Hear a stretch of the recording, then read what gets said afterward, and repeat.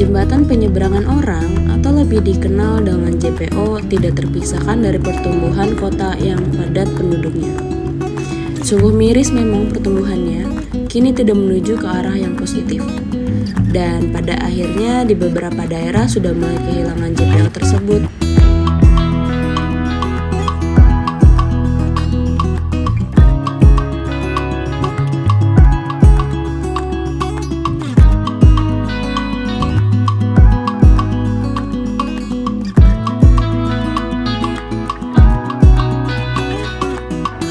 JPO dibangun dengan tujuan memberikan jalur aman bagi pejalan kaki untuk menyeberangi jalan raya yang padat lalu lintas. Dengan adanya JPO ini, resiko kecelakaan dapat diminimalisir dan aliran lalu lintas pun lebih teratur.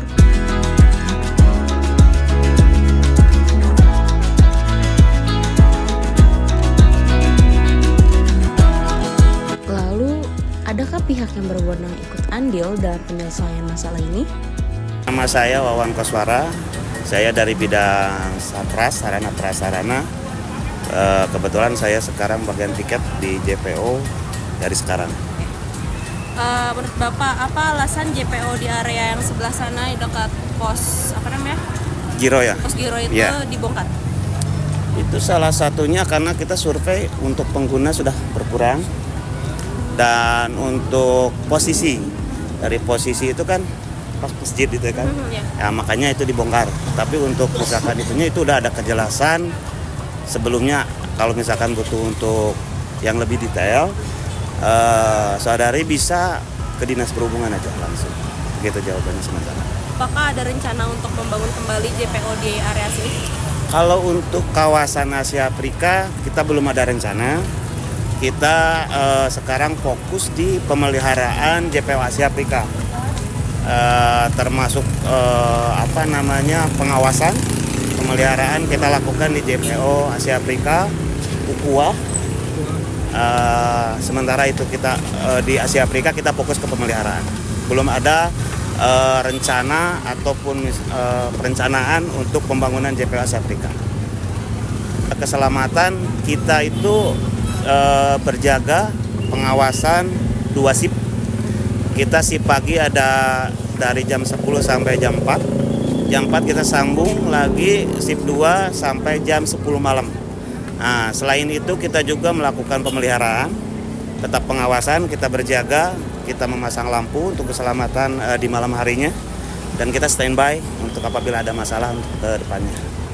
Untuk sementara untuk zebra cross kita juga udah perbaiki, lampu-lampu kita udah tambah untuk keselamatan pengguna jembatan penyeberangan orang di kawasan Asia Afrika. Halo, nama saya Nabil dari Bandung. Menurut AA sendiri sebelum JPO-nya dibongkar, seberapa sering sih menggunakan ini? Kayak dulu sering pas waktu kecil, soalnya sama mama tuh sering main kesini kan. Kayaknya ada mungkin lebih dari 30-20 kali mah. Halo, perkenalkan aku Wiliana Winata, asalnya dari Depok, sekarang lagi kuliah di Jatinangor.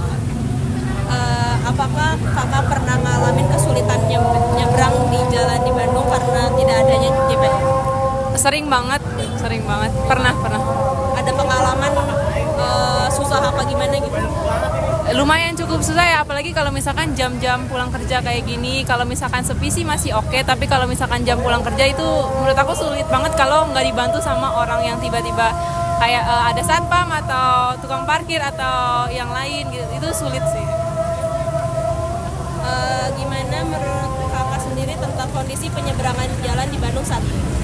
Kondisi penyeberangan jalan tadi sih kalau misalkan yang dari sana itu ya Braga, itu masih kayak dibantu manual meskipun udah ada alatnya tombol, tapi kayak nggak difungsikan sebagaimana mestinya gitu.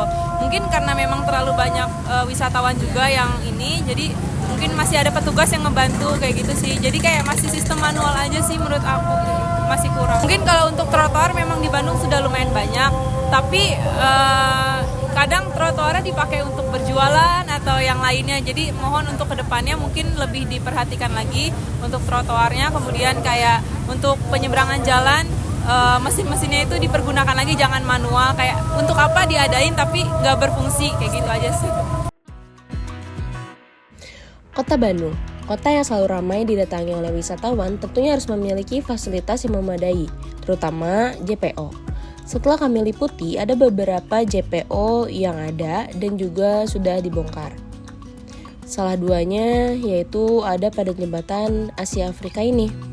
Dan jembatan penyeberangan orang yang kedua, tepatnya ada di Dago, depan SMAN 1 Bandung. Namun, sekali nasib dua jembatan itu harus dibongkar. Padahal dua jembatan itu termasuk sangat ramai pengguna jalan yang ingin menyeberang dikarenakan lalu lintasnya yang cukup ramai. Cukup mengherankan memang di saat pemerintah menggalakkan pengurangan kendaraan bermotor. Pemerintah tidak mengimbangi dengan pembangunan fasilitas publik yang dapat memudahkan para pejalan kaki. JPO bukan hanya sekedar infrastruktur, tetapi juga menyangkut keselamatan dan nyawa warga di kota yang sangat ramai ini. Dengan upaya bersama, semoga solusi dapat ditemukan, sehingga pejalan kaki dapat menyeberangi jalan dengan aman dan juga nyaman.